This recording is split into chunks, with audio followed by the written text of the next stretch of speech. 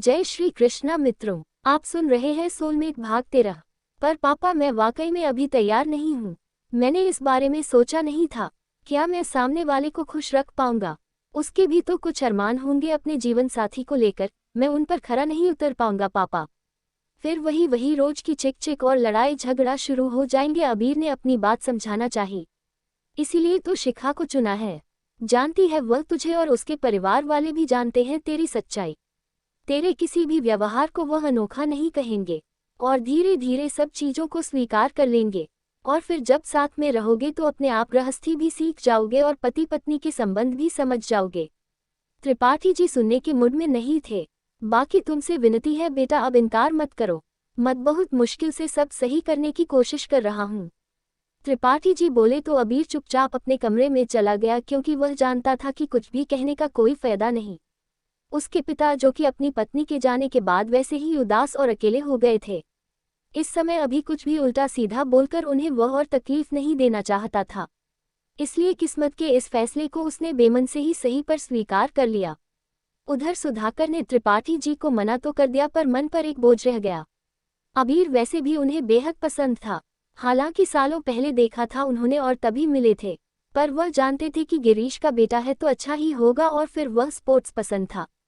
सुधाकर की पहली पसंद निमृत के लिए अबीर था, पर इतनी जल्दी शादी ब्याह के बारे में सुधाकर ने सोचा नहीं था, इसलिए वह इस समय गिरीश को हाँ नहीं कह पाए।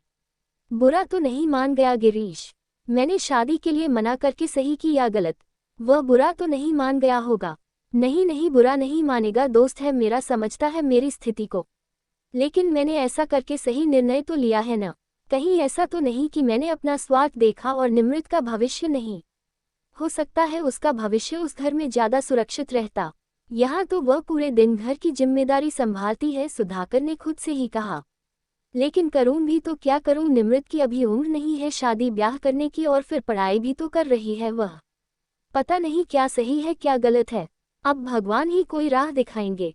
सुधाकर ने खुद के मन को तसल्ली दी और अपने काम में लग गए। देखते ही देखते 2 दिन का समय निकल गया, पर सुधाकर के बेचैन मन को तसल्ली नहीं हुई। मैंने गलती कर दी, अपने मित्र का मन भी दुखा दिया और निमृत के लिए भी शायद सही नहीं किया।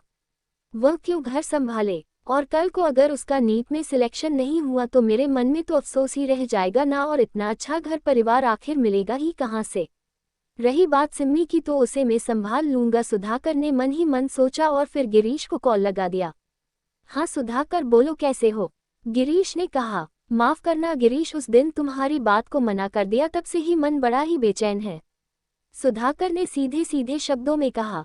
पर मैंने तो तुमसे क्षमा मांग ली थी ना, और मैंने कहा भी था कि इस बात को सीरियस मत लेना और दिल पर मत लगाना। बस भावनाओं में बहकर मैंने कह दिया, बाकी मैं समझता हूँ तुम्हारी स्थिति, त्रिपाठी बोले।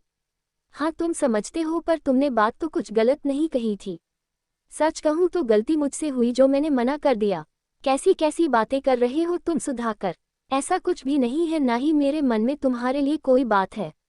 तुम एक पिता हो और पिता के हिसाब से तुम्हें निमृत के बारे में निर्णय लेने का पूरा अधिकार है, और तुमने कुछ भी गलत निर्णय नहीं लिया।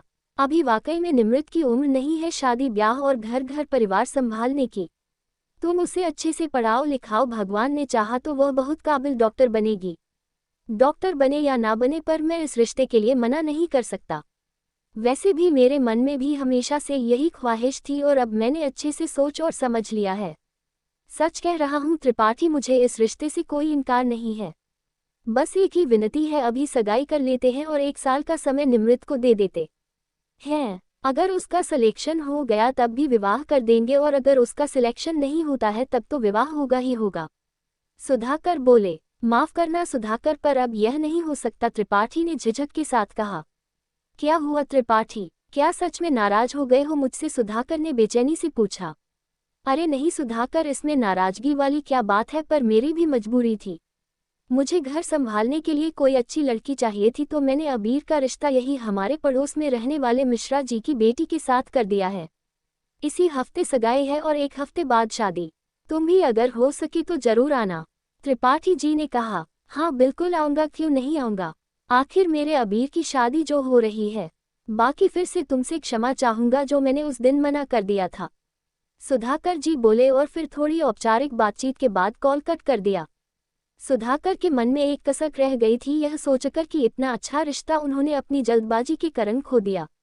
तो मित्रों, आप सुन रहे हैं सोलमेट डॉक्टर शैलजा श्रीवास्तव की लिखी प्रेम से सजी पारिवारिक कहानी को लाइक करें और हाँ, लेखक को सब्सक्राइब भी। जल्दी ही अगला पार्ट आएगा। धन्यवाद।